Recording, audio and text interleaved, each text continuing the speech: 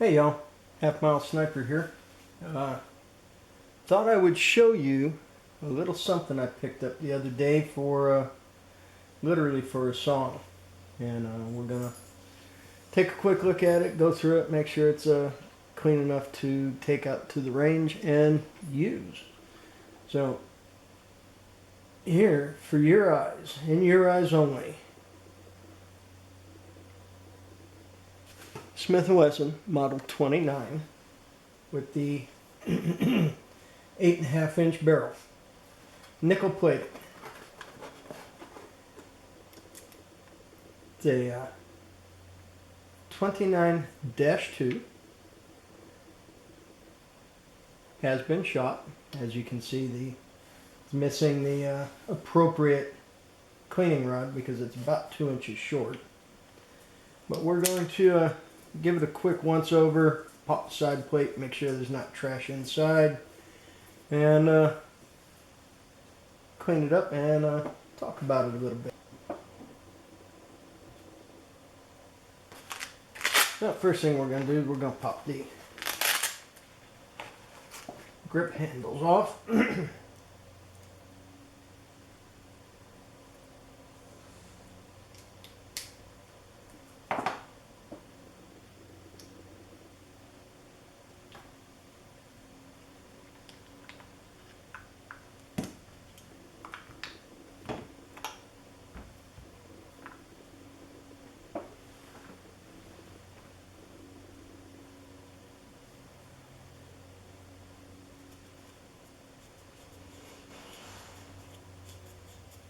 Interesting, an awful lot of oil down inside the grip panel, but only on the one side.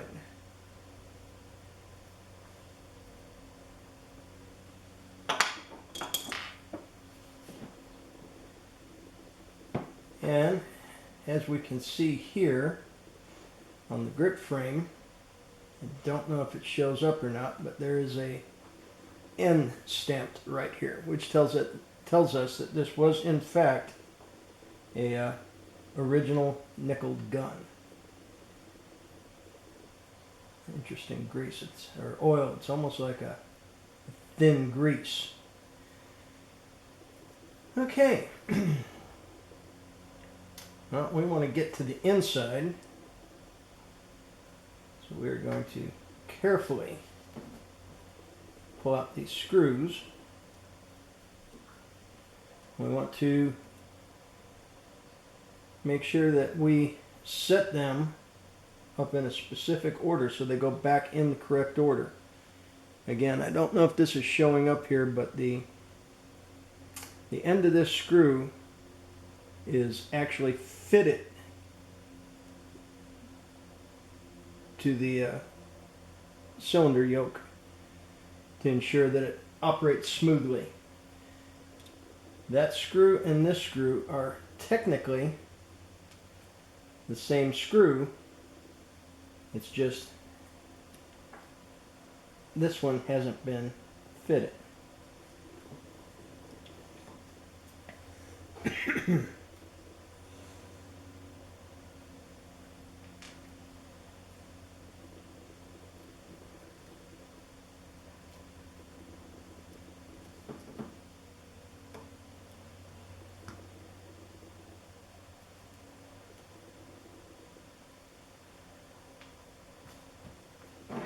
Now, one of the things most people probably don't know about with the Smith & Wesson, you do not get underneath here and pry. That's bad. Just gently tap here on the grip frame with a block of wood, and that side plate will start to walk out.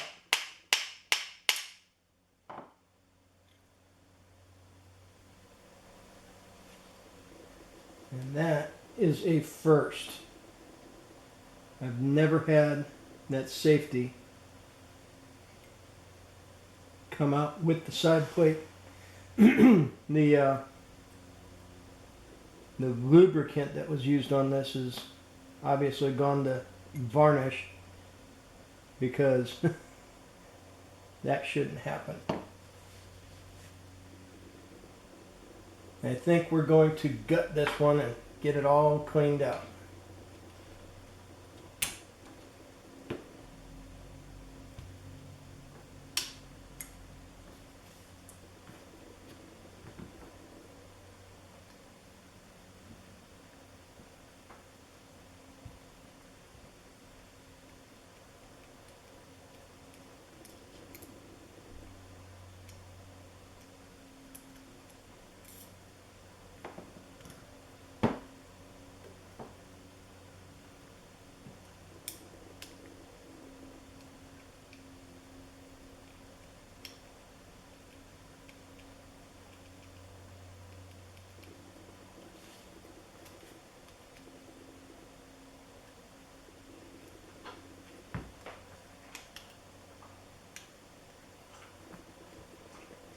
There's so much of this gummy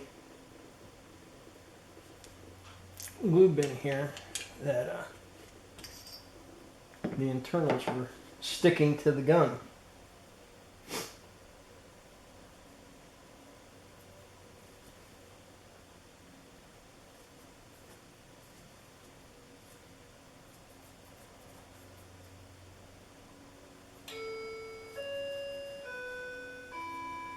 There's some beautiful color case hardening on there. I don't know if it's showing up or not.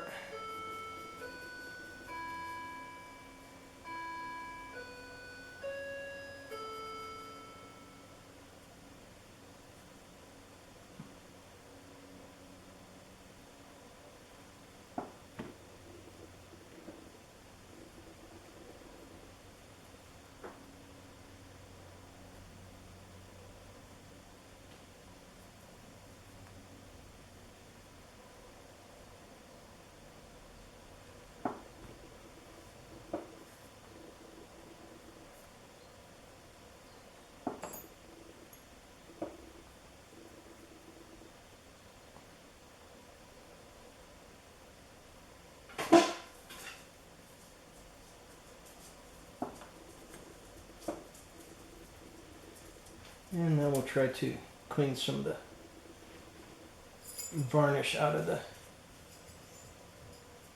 hammer block safety channel.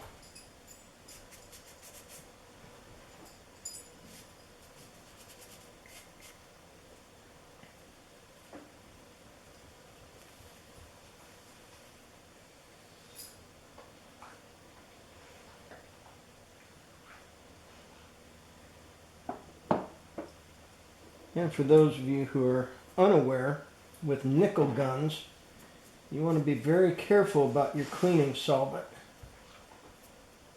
You do not want to soak your nickel in your nickel finished guns in hops number 9 or any of the ammonia based solvents, because ammonia will attack the nickel. It's not to say you can't use hops to clean the board, but you got to use just a little bit. Do not go overboard. But be careful, because hops can attack the nickel.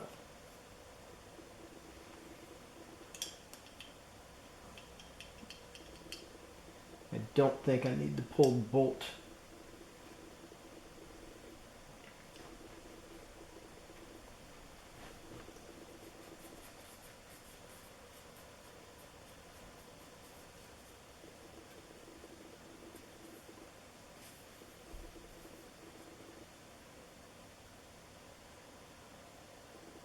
Okay, outside of a little bit of grunge on the inside, for the most part, this old gal seems to be doing okay. Let me reach in my cleaning box here and get some proper oil.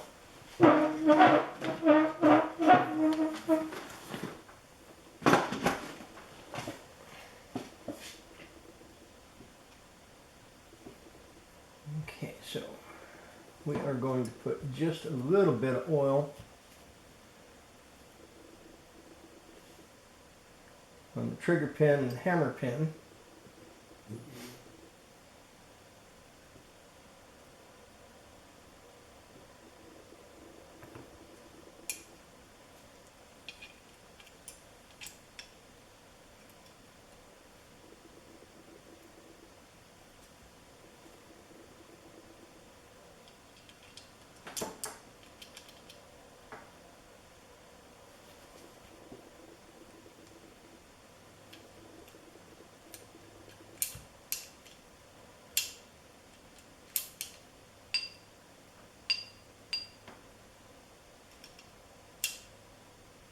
Interesting.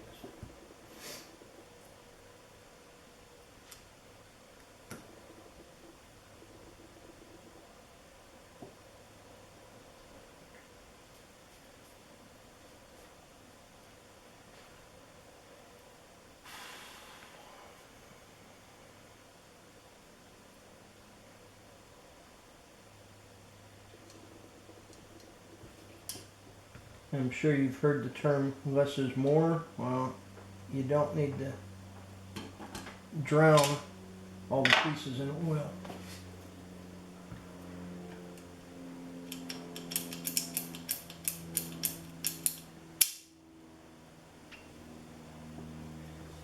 Just a very light coat. Drop here, drop there. You don't need to drown it.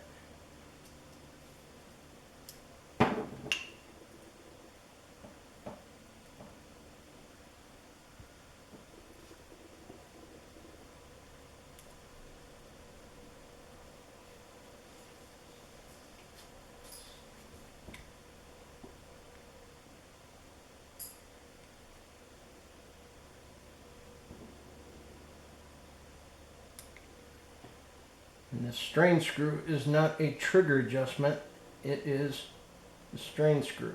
You tighten it all the way.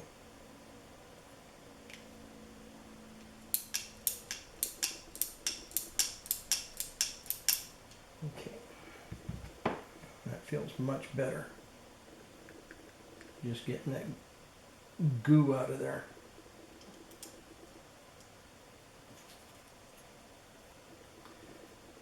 Putting the side plate back on. And simply line up that slot on the safety bar.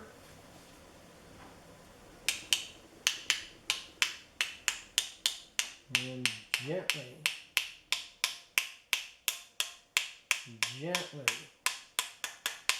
tap the side plate back into place. Screws go back in the order which they came out. Which, if you did it right, you did not get your screws mixed up and put your special fitted screw in the wrong hole.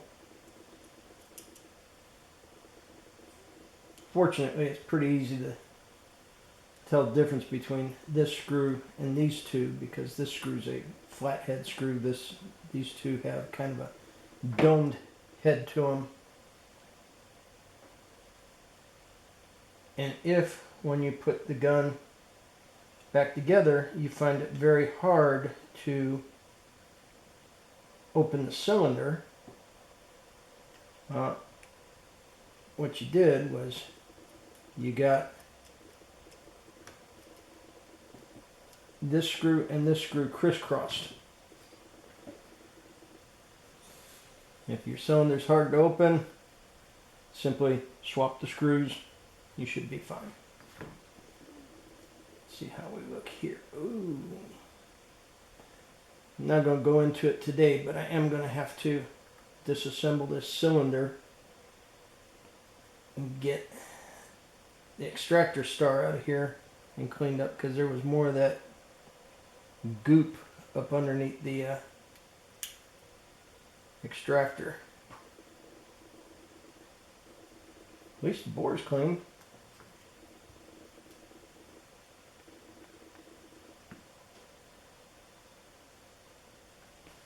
A little bit of oil there. That's good. That goes back there.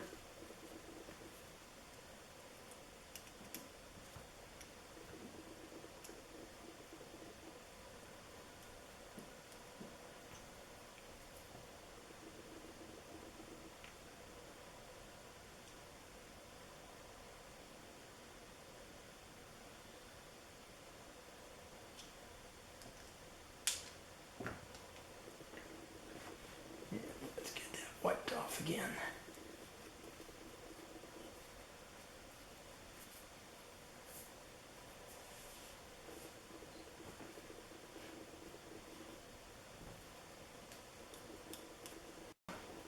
Never understood the draw to the super long barrel handguns. I carried a 4-inch revolver for many years on the job. That was enough of a pain in the ass with the weight and trying to get into and out of cars. But I understand some people like it for longer range silhouette, and someday I might have to try my hand at reaching out at distance with this thing. But the main reason I picked it up, even though it was pretty much for a song, it was a fine companion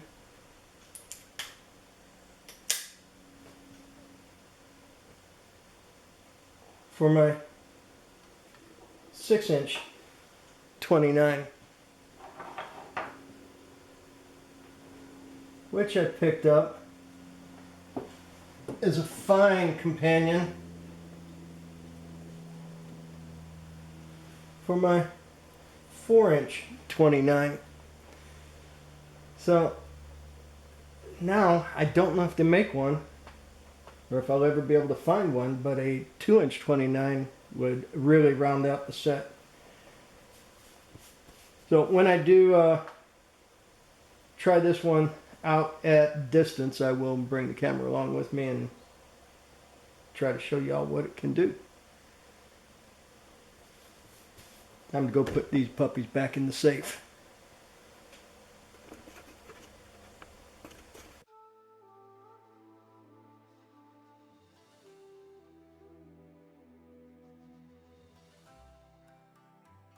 Send it.